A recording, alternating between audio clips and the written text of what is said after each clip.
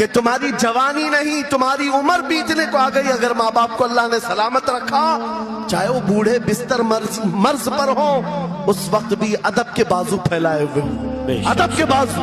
آپ کو پتا ہے صحابہ کرام بیٹھے، میرے آقا صلی اللہ علیہ وسلم، ایک خاتون آئی، رسول کھڑے ہو گئے، اپنی چادر بچھایا، اس خاتون کو بٹھایا۔ صحابہ کہتے ہیں ہم نے ایک خاتون کو، آئی ہوئی خاتون کو اتنا ادب کرتے ہوئے رسول اللہ کو پہلی بار دیکھ رہے تھے۔ وہ خاتون آئی، بیٹھی، مسکرائی، باتیں کی اور چلی گئی۔ صحابہ نے پوچھا یا رسول اللہ اس خاتون کا ادب کیا ہے؟ میرے آقا فرماتے ہیں یہ میری دائی، میری دودھ پلانے والی ماں حلیمہ سعدیہ، پیدا ہوئے نہیں، دودھ پلائی ہوئی ماں کا یہ ادب میرے نبی نے سکھایا۔ یہ اخلاق قرآن کے ہیں میرے عزیزوں، قرآن کے ہیں۔ یاد رکھو نوجوانوں، ان بوڑھے ماں باپ کو آج جتنے لوگوں نے ترسایا ہے اور انہیں گھٹ گھٹ کر جینے پر مجبور کیا ہے، وہ آج کی رات توبہ کر کے جائیں، توبہ کر کے جائیں، مصافحہ کریں، ان کے ہاتھ چومیں۔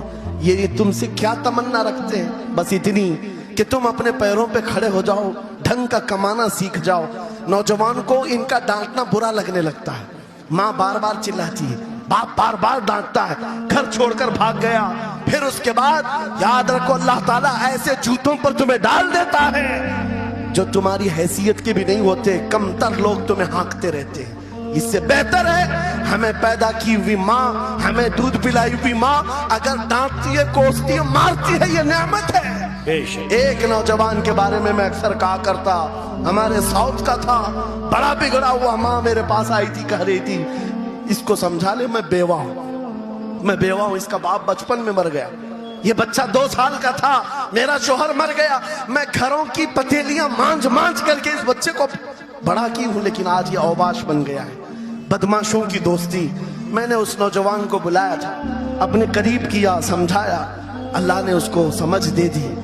وہ لڑکا تھوڑا بہت سیدھے راستے پر آیا اور بنگلور گیا تھا کمانے کے لیے۔ میں نے کہا نوکری کر، تیری ماں کچھ نہیں چاہتی، وہ زندگی تو گزار چکی، اپنے ہاتھوں سے کمائی ہے، بس یہ چاہتی ہے کہ تیری کمائی کا ایک لقمہ کھا لے۔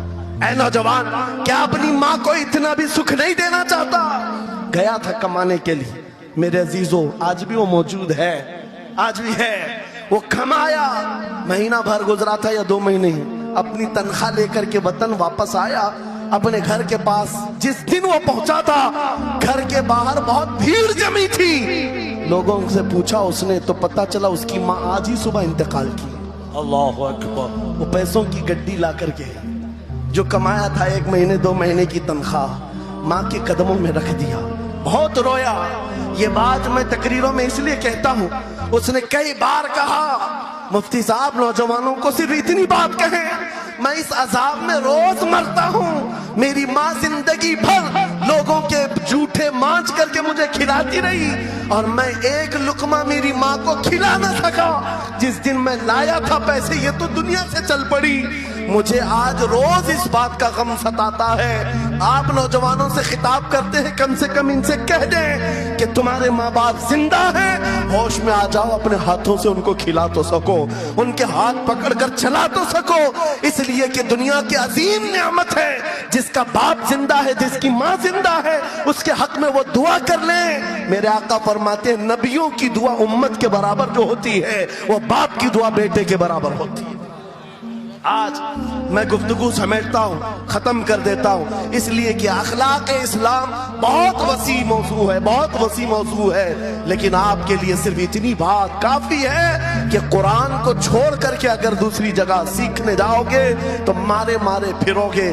آج واپس آ جاؤ اسی قرآن پر جس کو میرے آقا نے ہمارے عروج کا ذریعہ بنایا ہے، ہماری ترقی کا راستہ بنایا ہے۔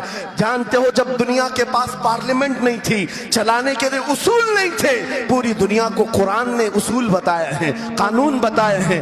اس ایک قرآن سے فقہ حنفی ملا، فقہ شافعی ملا، فقہ حنبلی ملا، فقہ مالکی ملا۔ یہ تو 4 میں نے نمونے بتائے، 1 2 نہیں 18 فقہ کی تدوینات پوری دنیا میں موجود ہے۔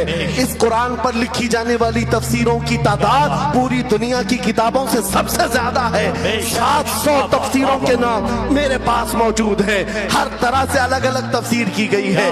تو दुनिया की मुख्तलिफ जुबानों में इसके तर्जुमे किए गए। वो एक कुरान ऐसा है जो आज भी बबांगे दुहल पूरी दुनिया को चैलेंज कर रहा है। अगर तुम अल्लाह की बात को झूठा मानते हो, कुरान की तरह एक आयत ला करके बता दो, एक सूरत ला करके बना दो। आज दुनिया तरक्की बहुत कर चुकी होगी, टेक्नोलॉजी पर ये पाबंदे सलासिल कर चुकी और चांद पर कमंदे डाल चुकी, सूरज की शुआओं को कैद करके करंट बना दिया।